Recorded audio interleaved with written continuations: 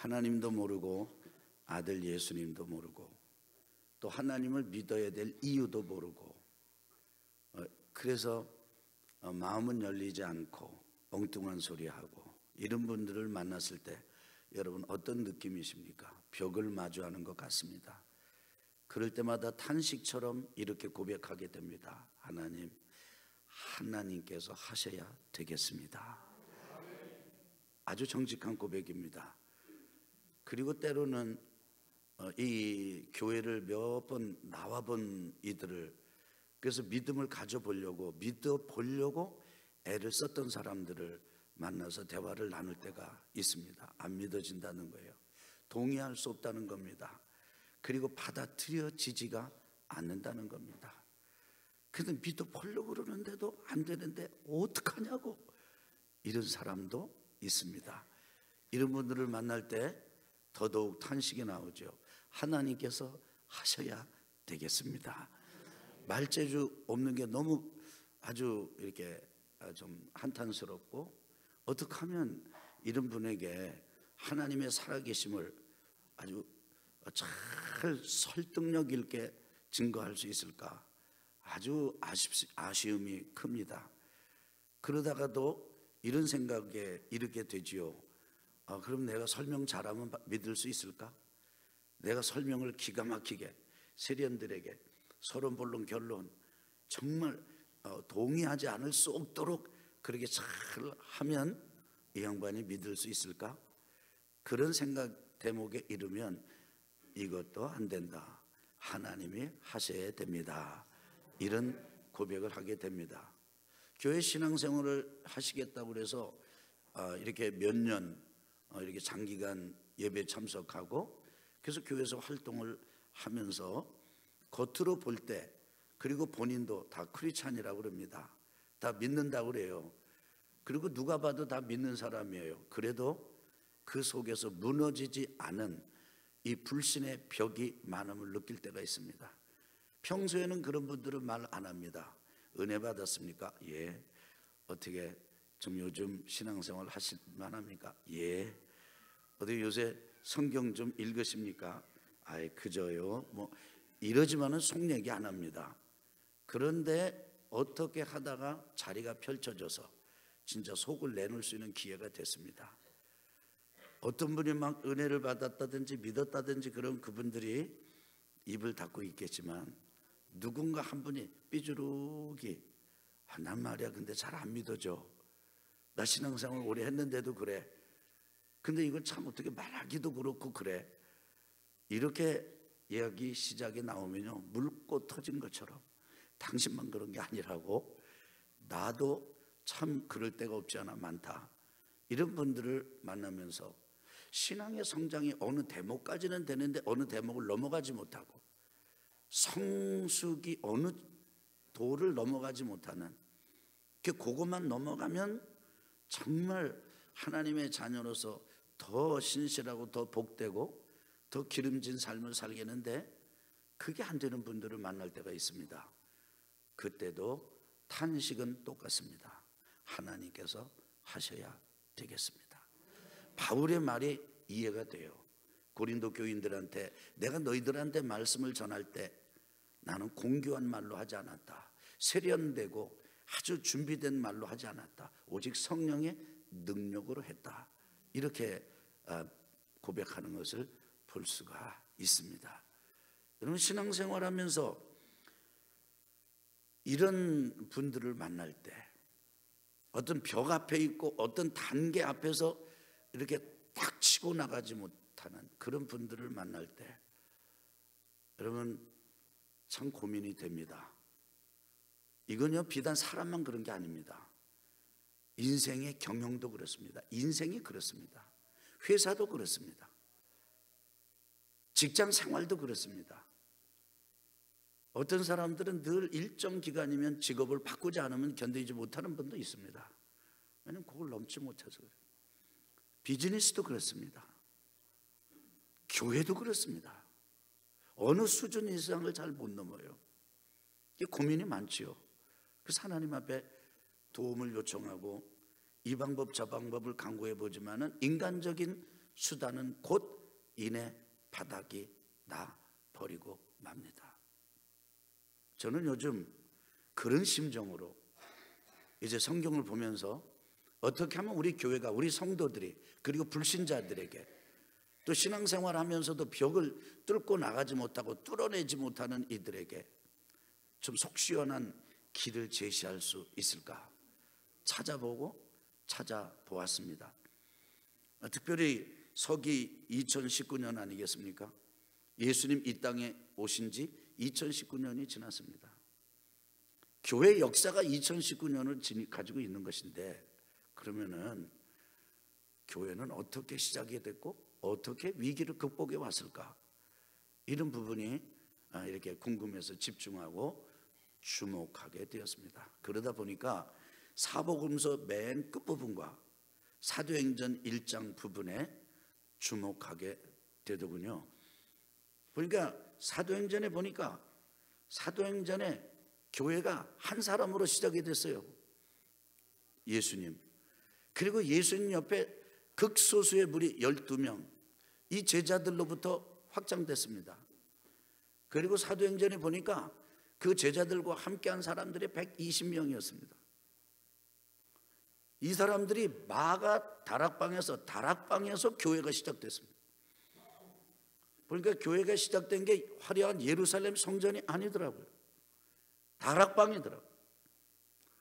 여러분, 이 다락방은 어떤 것입니까? 그냥 번듯한 집 안에서도 감춰진 부분입니다. 은밀한 부분입니다. 다락방에서 교회가 시작이 됐습니다. 여러분, 다락방에서 또 많은 힘께나 쓰는 사람들이랑 시작된 게 아니더라고요. 아까 말씀드렸죠. 예수님 이 땅에 오셔서 십자가시고 돌아가시고 부활하시고 승천하시고 난 다음에 승천하신 예수님을 지켜보던 제자들이 예루살렘으로 돌아와서 다락방에 머물게 됩니다. 그 사람들은 120명 정도밖에 되지 않았습니다. 그들을 통해서 교회가 시작이 됐습니다. 오순절날 시작이 됐습니다. 여러분, 오순절 우리는 익숙한 절기가 아닙니다. 우리 추석, 그 다음에 설, 구정, 신정 이러면 우리 익숙할 텐데, 이 오순절 그러면 우리 익숙한 절기가 아니에요.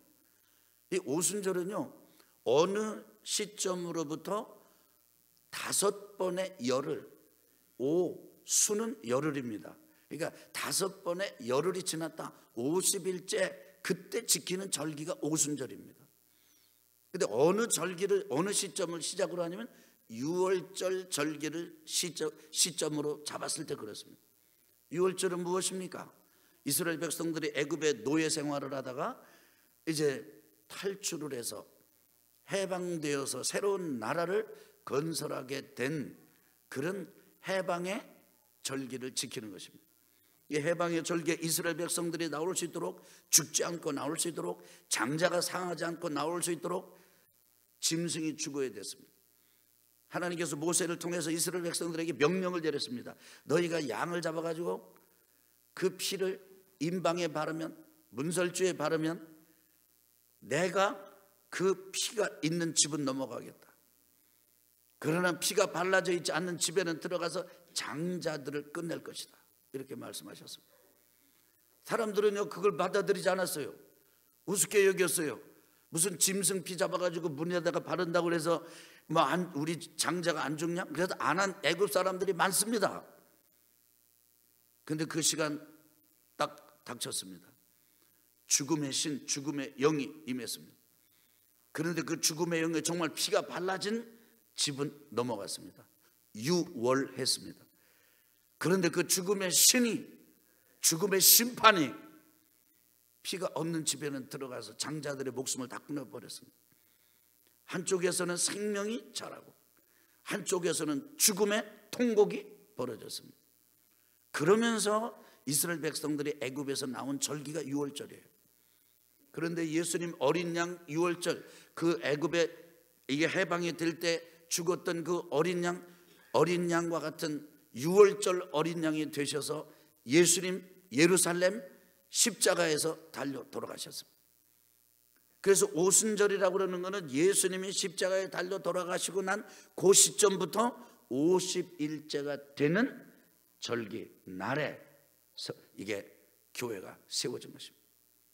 다락방에서 120명밖에 안 되는 사람들, 그리고 거기 지금 이제 예수님 돌아가신 지 한 달 20일 지난 그 오순절에 다락방에서 교회가 생겨난 결정적인 이유는 거기에 성령께서 임하신 것입니다. 하나님의 영이 임했습니다. 여러분, 불신자들은 성령 몰라요. 신자들 중에서도 성령 잘 모릅니다. 그래서 어떤 사람이 성령 충만을 구한다든지 성령을 구한다든지 그러면 엉뚱한 생각을 합니다. 그리고 나와는 상관없다고 생각합니다. 제자들도 그랬습니다. 제자들은 거기에 있을 때 성령 받기 전에 그들은 아주 뼈저린 실패를 경험한 사람들, 스승을 다 배반했습니다. 가룟 유다는 예수님을 팔아먹었고 예수님을 잡으러 온 사람의 앞잡이 노릇을 했습니다. 그런데 유다의 뒤를 이어서 마띠아를 뽑고 12명의 사도 팀을 재건하긴 했지만은 베드로 역시 유다 탓만하고 아주 자기는 뭐 용감했노라 이렇게 말할 수 있는 처지가 아니에요. 다른 제자들도 마찬가지입니다. 전부 실패한 사람들, 뼈저린 실패를 경험한 사람들입니다. 그냥 조용히 있다가나 그렇게 한 것이라면 좀 입이라도 부끄럽지 않았을 것입니다. 예수님께서 일러주셨어요. 베드로 보고, 너는 나를 부인할 것이다. 다 굴기 전에 부인할 것이다. 그때 베드로는 호기를 부렸습니다. 다 그래도 저는 그러지 않겠습니다. 그런데 여지없이 무너졌습니다. 여지없이 실패했습니다. 그 실패감과 부족감에 사로잡힌 이들이 다락방에 모여 있었습니다. 겉으로 보실 때 객관적으로 보건대 거기서 무슨 이런 2000년의 세월이 흐르는 동안에도 끊이지 아니하고, 이런 세력 저런 세력에도 절대 끊어지지 아니하고, 계속해서 믿는 자들이 늘어나고 교회가 확장이 되고, 이런 일이 그들로부터 시작되리라고는 상상이 되지 않는 그런 장소, 그런 시간, 그리고 그런 사람들이었습니다. 그런데 그 자리에 성령이 임하시니까 교회가 시작이 됐습니다. 교회가 됐다는 얘기는 무슨 얘기입니까? 따라합시다. 주는 그리스도시요 살아계신 하나님의 아들이십니다. 이런 고백을 할 뿐 아니라 고백대로 사는 일이 일어난 것입니다. 성령이 임하셨을 때 어떻게 임하셨습니까? 보니까 예고 없이 임하셨어요. 어느 시점에 임하실지도 몰랐습니다. 전혀 가늠할 수가 없었습니다. 갑자기 임했습니다. 갑자기. 저는 여러분과 저에게도 이렇게 갑자기 성령께서 임하는 은혜가 있기를 축복합니다. 축복합니다. 우리가 예배를 이렇게 드리고 있습니다만 이 자리에 성령께서 정말 갑작스럽게 임하시는 일은 기쁜 일이죠. 그런데 꼭 이 자리에서만 되는 것이 아닙니다. 어쩌면 여러분이 점심시간 하는 오늘 여기 교회 식당에서 주방에서 성령의 은혜를 경험할지도 몰라요. 여러분이 직장 생활하다가 경험할지도 몰라요. 여러분이 사업장에서 경험할지도 몰라요. 바울 같은 사람은 언제 경험했습니까? 예수 믿는 사람 잡아 죽이려고 가다가 빛으로 임하신 주님을 만났습니다. 그러니까 우리는 잘 몰라요. 여기 제자들도 몰랐어요. 그저 주님의 말씀 하나 붙잡았습니다. 너희는 예루살렘을 떠나지 마라. 요한이 너희들에게 물로 세례를 준 것처럼 너희들이 몇 날이 못되어 성령으로 세례를 받으리라. 위로부터 능력이 입히울 때까지 이 성에 유하라. 예수님께서 제자들한테 당부하셨어요. 예수님의 당부, 예수님의 말씀을 붙잡았습니다. 그리고는 거기서 이렇게 기다렸던 겁니다. 언제 임할 거라고 가늠치도 못했었는데 성령께서 갑자기 임했습니다. 그 다음에 또 두 번째로는 성령께서 임하실 때 위로부터 강한 바람 같은 소리가 온 집에 가득했습니다. 온 집 이래 봐야 다락방이고 다락방이 붙은 집일 것입니다. 근데 거기에 바람소리가, 큰 바람소리가 위로부터 태풍 같은 바람소리가 불어 닥쳤습니다. 여러분 지난 주간에 막 천둥치고 막 이런 거 여러분 들으셨죠? 그때 느낌이 어떠셨습니까? 물론 그때 뭐 아주 참 뭐 전혀 듣지 못한 분도 계셨겠지만 뭐 천둥이 확 치는 걸 경험해서 그보다도 더한 천둥, 바람 천둥 소리가 그 집에 임했습니다. 다락에 임했습니다. 성령께서 임하셨을 때 나타났던 청각으로 부인할 수 없는 그런 현상이었습니다. 물리적 현상이었습니다. 세 번째는 가만히 보니까 사람들 머리 위에 뭐가 있는 거예요. 근데 불이 있는 거예요. 불. 여러분 옆에 사람 한번 얼굴 좀 봐요. 빨리 좀 보세요. 옆에 사람 보세요. 그 머리 위에 좀 봐요. 뭐가 안 보여요? 그런데 이 사람들이 다락방에서 이렇게 보니까 사람 머리 위에 불의 혀같이 갈라지는 것이, 다시 말하면 불이 타는 거예요. 불이 타. 귀로 들었습니다. 바람 소리. 눈으로 봤습니다. 불. 그러고 조금 있다 보니까 사람들이 다 성령으로 충만해졌어요. 뭐로 충만해졌어요? 이게 충만이라는 몸이 가득 찼다는 거예요. 하나님의 영으로 가득 찼다는 거예요. 물론 우리는 손에 잡을 수 없고 볼 수 없고 설명할 수 없지만, 그러나 그 자리에 있었던 그 120명의 사람은 한 사람도 예외 없이 다 바람 소리를 들었습니다. 불을 보았습니다. 성령으로 충만해졌습니다. 성령으로 충만해졌습니다. 여러분, 철학자 파스칼이 이걸 경험했습니다. 파스칼이 자기에게 성령이 임했을 때 그 경험을 30대 늦은 이 30대 이 말년에 그걸 경험하고 이렇게 파스칼이 노래했습니다. 오 기쁜 날, 그러나 기쁨의 이유를 설명할 수 없는 날, 나는 바뀌었다. 이전과 이후가 너무 달라진 날이다. 이렇게 노래를 했습니다. 여러분, 이 다락방에 있었던 이 120명의 사람들, 거기에 예수님의 형제들도 있었고 예수님의 어머니도 있었고 예수님의 제자들도 있었습니다. 이 사람들에게 성령께서 이렇게 가시적으로 그리고 청각으로 확인할 수 있도록, 온 가슴으로 벅차게 확인할 수 있도록 성령께서 임하셨을 때 거기에 있는 사람 한 사람도 부인할 수가 없었어요. 모든 사람이 다 인정할 수밖에 없었습니다. 성령이 오셨다. 성령이 임했다. 성령이 오셨다. 저는 꿈을 꿉니다.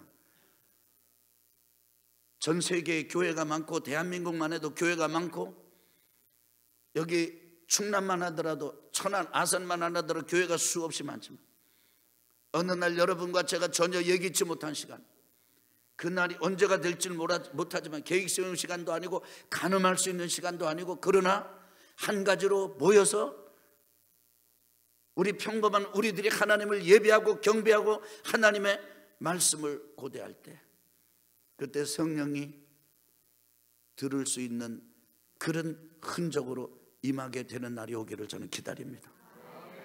보니까 불이 왔어요. 불이 붙었어요. 저는 부분적이지만 경험했습니다. 제가 사역을 처음으로 경험하는데, 이제 첫 번째 교회에 이렇게 사역을 감당할 때 88년도입니다. 1988년도. 저는 굉장히 냉소적이었습니다. 저는 굉장히 이성적이었습니다.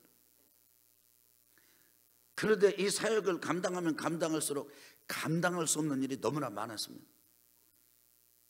제가 처음에 그 교회를 갔을 때 이제 환영하는 시간에 그 이제 뭐 저 분위기 파악을 못하고 이렇게 제가 인도를 하면서 박수 한번 칩시다, 환영 박수 칩시다 그랬더니 하나도 따라 치는 사람이 없어요. 내 옆에 있었던 주시성을 가지신 장로님, 참 제가 존경하는 어른이신데, 장로님 제 무릎에다가, 제가 얼마나 무안했겠어요. 그러니까 내 무릎에다 이렇게 치면서 저한테 하시는 말씀이요, 난 그 말씀 평생 잊을 수가 없어. 우리 교회는 박수 안 치는 교회입니다 이러시더라고. 그러시냐고. 그런데요, 그렇게 사역이 시작이 됐습니다. 그런데 이제 부흥회를 하고 싶어가지고 부흥회 강사님을 청하려고 장로님들 모여가지고, 그동안 우리 교회 부흥회 할 때 강사님이 어떤 분이 오셨습니까? 서로 얘기 나누고 이 얘기 저 얘기 나누고 그래요. 장로님들이 하신 말씀이 우리 교회 전통이 있다는 거예요. 무슨 전통입니까? 우리 교회 전통이 있는데, 어느 목회자든지 바뀌면 첫 번째 부흥회는 담임자가 강사가 되는 거래요. 강사님이 외우는 게 아니라 그냥 담임 전도사가 이제 부흥 강사가 되는 거라는 거예요. 내가 손을 내자, 아유 장로님 무슨 말씀이시냐고. 에이, 또 그러지 마시고 그냥 좋은 강사님 우리 한번 청해 봅시다. 아니라는 거예요. 그렇게 해야 된다는 거예요. 거절할 수 없어가지고 첫 번째 집회, 첫 번째 자작 부흥회가 열렸습니다. 제가 강사입니다. 그런데 장로님들이 돌아가면서 사회를 하세요. 장로님들이 나와서 사회를 할 때 사회를 하시고 그 다음에 강사 소개를 하는데 여러분 믿거나 말거나 그분들이 강사를 이렇게 소개했어요. 세계 위대한, 여러분 벌써 웃으시잖아요. 그래서 하나님께서 위대하게 쓰실 종 이렇게 소개하는, 얼마나 겸언적이에요. 얼마나 어색해. 근데 그 장로님들은 아주 진정으로 그렇게 하시는 거예요. 집회가 열렸습니다. 박수 치는 교회, 안 치는 교회요? 안 치는 교회. 그런데 그런 부흥회를 인도하려니까 쉽지가 않아요. 근데 이제 같이 이렇게 젊은 분들이 또 이제 부흥회는 또 부흥회 용도 찬송이 따로 있잖아요. 그래서 이제 이렇게 하는데 말이죠. 목요일 저녁까지 했습니다. 수요일 저녁이 됐습니다. 그때 성도님들에게 광고를 했습니다. 내일 저녁은 안수를 하겠습니다. 근데 안수를 하는 데서 혼자만 하는 게 아니고 장로님들과 같이 하겠습니다. 그래서 목요일 마지막 저녁에 그렇게 수요일에 광고를 하고 목요일 저녁에 모였습니다. 모여서 이렇게 마지막 이제 기도를 이렇게 하려고, 안수 기도를 하려고 이제 찬송을 하면서 우리 장로님들 앞으로 나오시라고. 이게 장로님 네 분이 옆에 쭉 쓰셨어요. 제 옆에 우리 교회는 박수 안 치는 교회입니다 하셨던 주시성을 가지신 장로님, 그 옆에 다 이렇게 써 있어요. 그리고 이제 우리가 안수할 겁니다. 이 시간에 성령께서 임하시도록 기도합시다. 막 간절히 찬송하고 그 다음에 막 손을 들고 찬송하고, 그러고서 이제 기도를, 통성 기도를 하는데 요 분이 저한테 이렇게 기대시는 거예요. 그래서 이분이 원체 열심히 일하시는 분이시라 너무 고단하시나 보다. 그리고 이렇게 보니까요, 고단한 얼굴이 아니라 세상 편안한 얼굴이에요. 근데 느낌에 뭣도 몰랐으면서 이분이 입신에 들어가는 것 같다, 이런 느낌이 들었어요. 그래서 그렇게 얘기를 하고 해가지고 이분을 저 한 방에다가 이렇게 모셨어요. 근데 한참 누워있다가 나중에 이분이 이제 막 이렇게 찬송하고 기도하고 그러는데 그 이분이 청장년을 통해서 저를 잠깐 들어오라고. 그래서 제가 방으로 들어갔습니다. 근데 이분이 저한테 무릎을 딱 꿇고 이렇게 얘기를 하시는 거예요. 회개합니다. 제가 이러는 동안에 주님이 저에게 요한계시록 에베소 교회 이야기를 들려주셨다는 거예요. 첫사랑을 회복하라. 따라합시다. 첫사랑을 회복하라. 그리하지 아니하면 촛대를 옮기리라.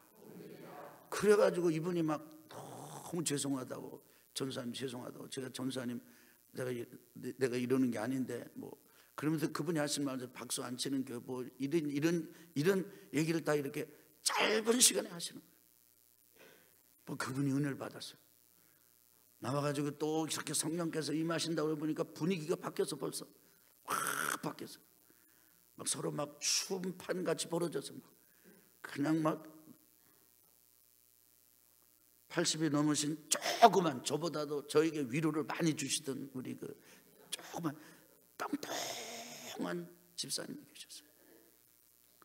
갑자기 이분이 오시더니 저를 붙들고 딩가딩가 이렇게 춤을 추시고, 제가 미리 이게 도울 줄을 몰라가지고 갑작스레 확 이리 돌리는 바람에 얼마나 당황했는지 몰라요. 저는 그 교회 오순절을 경험했습니다.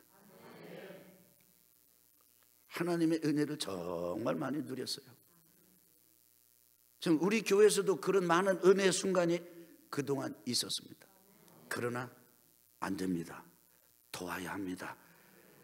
더 위대한 날이 와야 합니다. 사랑하는 성도 여러분, 마가다락방의 예루살렘 성전이 아니고 마가다락방이고, 많은 사람도 아니고 그 소수의 사람들이고, 이들이 그저 간절히 하나님 앞에 예수님의 말씀을 붙들고 기도했을 때 성령이 임해서 예루살렘 교회가 일어나고 그 실패감이 극복이 되고 벽이 뚫리고 어떤 이건 그야말로 헤어날 수 없는 묶인 것 같은 이런 것들이 다 끊어져 버린 이런 사건이 일어난 것처럼 여러분 개인의 인생에 이런 일들이 일어나기를 축복합니다. 여러분의 기업과 여러분의 가정에 이런 일들이 일어나기를, 우리 교회에 이런 날이 오기를 간절히 열망하고 기대하고 기도하고 축복합니다. 성령이 임하시니까 어떤 일이 일어났습니까? 초자연적인 소통이 일어났습니다. 여러분, 초자연적인 소통이라는 게 뭐냐면 성령이 임해가지고 성령이 충만한 사람들이 뭐라고 막 말을 하는데 방언을 하는데 사람들이 듣고 깜짝 놀랐어요. 큰 바람 소리 때문에 왔고 사람들 소리 지르는 것 때문에 와서 들어보니까 온 사람들이 전 세계 15개 나라 이상에서 온 사람들이에요. 근데 15개 나라에서 온 사람들이 각기 자기 나라 말로 이 사람들이 말하는 게 들리는 거예요. 이 사람들이 누굽니까? 이 120명 이런 사람 다 누굽니까? 예수님이 활동했던 데가 어디예요? 갈릴리 나사렛입니다. 공생의 사역을 했던 데가 어디입니까? 가버나움입니다. 그러니까 갈릴리 가버나움 거기 촌동네입니다. 갈릴리, 사마리아, 유대. 그래도 유다도 정도는 돼야지. 그런데 갈릴리 촌 사람들이 온 거예요. 다락방에 가보니까 그 사람들이 뭔가 막 떠들고 있는데 말을 하는 거예요. 초자연적인 말을 하는 거예요. 뭣도 모르고 말을 하는데 그게 각 나라 사람 말로 들리는 겁니다. 이것은 역바벨탑 사건입니다. 홍수를 만난 그 사람들이, 인류가 홍수가 또다시 홍수로 물로 심판하지 않겠다고 예수님께서 하나님께서 그렇게 말씀하셨는데 믿지 않았어요. 받아들이지 않았어요. 그리고는 도시를 건설합니다. 성을 건설합니다. 이름하여 바벨탑입니다. 하나님께서 사람들이 그 탑, 도시, 성을 만드는 걸 보려고 내려왔습니다. 보고서 하나님께서 이렇게 생각하십니다. 이거 내가 안 막으면은 이 사람들 끝도 없이 계속 쌓고 있겠구나. 사람들은요, 이름을 내자 성과 도시를 쌓는 것이에요. 탑을 쌓는 것이에요. 그때 하나님께서 그들을 흩어버리셨습니다. 흩어버리신 방법이 뭐니까 말이 안 통하게 한 거예요. 이 사람 말이 안 통하는 겁니다. 벽돌 달라고 그랬는데 딴 거 주고 막 다툼이 일어나고 싸움이 일어나고 그래가지고 바벨탑 중지되고 무너져버리고 말았습니다. 인류 역사가 그 이후로 쭉 흘렀습니다. 언어가 통일된 적이 한 번도 없습니다. 그런데 성령이 임하시니까 언어가 통일이 돼버리고 말았습니다. 초자연적인 소통이 일어난 것입니다. 여러분, 부부는 어떻습니까? 같은 말을 쓰면서도 소통이 되지 않을 때가 많습니다. 부모와 자녀는 어떻습니까? 형제 간에는 어떻습니까? 이웃 간에는 어떻습니까? 직장 동료, 사업 파트너, 그리고 성도들끼리는 어떻습니까? 소통이 일어나지 않아가지고 문제가 생길 때가 많지 않았습니다. 그런데 성령이 임하시니까 소통이 초자연적으로 일어났어요. 이해가 되는 것이에요. 알아들어지는 겁니다. 이런 일이 일어나기를 예수 그리스도 이름으로 축원합니다. 근데 성령이 임하시면 됩니다. 두 번째로는 이 베드로를 위시한 11 사도들이 일어나서 아주 용감하게 담대하게 전도를 했습니다. 여러분, 전도해 보셨습니까? 우리 교회 안에 노방 전도자들이 많습니다. 그래서 우리 교육자들, 스태프들에게 제가 이렇게 말씀을 드렸어요. 담당 지역에 노방 전도하는 분들이 어떤 전도 물품을 사용하는지 한번 확인해 보십시오. 그리고 확인한 다음에 그거를 교회에 미리 좀 잘 넉넉하게 구입해 놨다가 그분들이 필요하면 가져가서 전도에 활용할 수 있도록 안내를 해 주시기 바랍니다. 그랬습니다. 우리 교회는 노방 전도자들이 일어나는 것을 위해서 기뻐합니다. 근데 훨씬 노방 전도자들은 예배드리는 이 숫자보다 훨씬 적습니다. 왜 전도자들이 그렇게 많지 않을까요? 전도하는 일은 그야말로 어색한 일이기 때문이에요. 전도하는 일은 하다가 무안을 당하기도 하고 부끄러움을 당하기도 하고 창피를 당하기도 하고 또 해도 잘 안 되고 그래서 포기할 때가 많습니다. 근데 우리는 그래도 핍박은 안 받잖아요. 그것 때문에 우리가 죽임을 당하는 건 아니잖아요. 근데 교회가 지금 세워진 이 성령이 임한 게 오순절로 났다고 했잖아요. 오순절이 예수님 십자가에 달린 지 한 달 20일 만이라고 말씀드렸지 않습니까? 그런데 생각해 보십시오. 예수님을 십자가에 못 박았던 사람들이 여전히 예루살렘에 그대로 있습니다. 예수님이 무덤에 장사 지낸 게 분명해졌는데 돌 무덤이 열리고 시체가 없어졌다는 걸 확인하고 난 다음에 사내들인 공회가 공권력을 다 동원해가지고 돈을 분척해가지고 보초 쓰던 로마 군병들을 돈으로 막 매겼습니다. 그리고 말했습니다. 이렇게 말했습니다. 제자들이 훔쳐갔다고 소문을 내주시오. 소문이 여론이 됐습니다. 그래서 예루살렘 주변의 사람들이 다 합니다. 예수님은 십자가에 달려 죽었고 제자들이 훔쳐갔다. 근데 제자들이 막 대놓고, 다락방이 아니고 막 대놓고 복음을 전하고 이런 일은 제자들이 똑같이 예수님의 신세처럼 죽임을 당할 위기에 처할 수 있는 것이에요. 이런 것 때문에 제자들의 실패감이기도 하지만 무서워서도 다락방에 그냥 있었던 거거든요. 그런데 성령이 임하니까 그게 뭐가 문제가 됩니까? 담대하게 용기를 가지고 예수는 그리스도죠. 당신들이 십자가에 못 박아 죽인 예수 그리스도 하나님이 다시 살리셨다. 하나님께서 주와 그리스도가 되게 하셨다. 강력하게 전했습니다. 강력하게 전했습니다. 할렐루야, 아멘. 할렐루야, 아멘. 성령이 임하시면 담대한 전도자들이 일어납니다. 세 번째로는 성령이 임하시니까 부흥이 일어났어요. 부흥이 됐어요. 3,000명 예수 믿고 세례받는 사람들이 늘어났습니다. 근데 그것보다 더 중요한 게 있습니다. 반응을 하는 거예요. 뭐 한다고요? 반응을요. 다락방에서 나온 이 사람들이 그야말로 뛰쳐나와가지고 베드로와 11사도들이 막 당신들을 회개하라. 당신들 회개하라. 당신들이 십자가 못 박아 죽인 예수, 50일 전에, 2달 20일 전에 못 박아 죽인 그 예수 하나님이 살렸다. 우리가 훔쳐간 게 아니다. 여론과 소문이, 아무리 그래도 여론과 소문이 진리가 아니다. 그 예수님 하나님이 다시 살리셨다. 뿐만 아니라 그 하나님께서 그 예수를 주와 그리스도가 되게 하셨다. 그리스도 메시아 구세주 구원자는 예수님 한 분뿐이시다. 할렐루야. 우리 아멘 합시다. 아멘 합시다. 막 이렇게 막 선포하니까 사람들이 반응을 하는데, 뭐라고 반응을 하면요, 탄식하는 거예요. 그러면서 형제들, 그러면 우리는 어떻게 하면 좋소? 탄식하는 거예요. 여러분 예배를 참석하고 말씀을 들으면서 탄식해 본 적 있습니까? 목사님, 그럼 나는 어떻게 하면 좋아요? 나는 지금 지옥 가게 생기는데요. 나는 이러다가 영원히 심판받을 수밖에 없는데요. 그럼 나 어떻게 하면 영생을 얻어요? 나 어떻게 하면 지옥에 안 가요? 나 어떻게 하면 하나님 나라 갈 수 있어요? 어떻게 하면 되죠? 어떻게 하면 되죠? 이런 반응을 해보신 적이 있습니까? 근데 그런 반응이 일어났습니다. 그 반응하는 사람들에게 베드로가 외칩니다. 회개라, 세례를 받아라, 그리고 죄사함을 받아라. 회개하고 세례받은 너희들에게 하나님은 용서하신다. 하나님은 용서하기를 즐겨하신다. 죄사함을 받아라. 그리하면 성령을 선물로 받게 될 것이다. 그들이 은혜를 경험하면서 3,000명이 예수 믿기로 작정하고 세례를 받았습니다. 그뿐만이 아닙니다. 그 사람들, 서로 어려운 사람들을 서로 도와주었습니다. 저는 우리 교회에서 그런 일이 일어나기를 바랍니다. 주장하고 정죄하고 비판하고 냉소적이고 뭐 이따위 뭐 이래. 여러분, 제 얘기를 들어보세요. 제 얘기를 들어보세요. 저는요, 그런 분들을 만날 때마다 너무너무 안타까워. 그래서 하나님 앞에 기도해요. 성령님 하셔야 됩니다. 근데 성령이 임하시면 그런 것들이 다 구름처럼 사라져버리고 말아요. 그리고는 서로 긍휼히 여기고 불쌍히 여기고 도와주지 못해서 안타까워하고 이런 일들이 일어납니다. 이런 교회가 우리 교회 되기를 예수 그리스도 이름으로 축원합니다. 축원합니다. 축원합니다. 마지막 한 가지 말씀을 드립니다.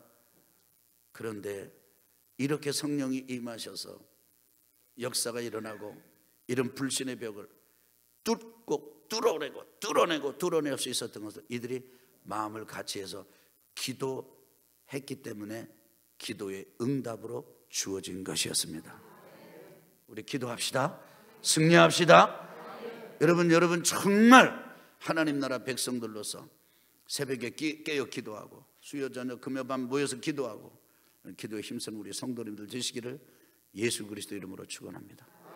따라합시다. 지금 성령을 따라갑시다. 아멘. 따라합시다. 지금 성령을 따라갑시다.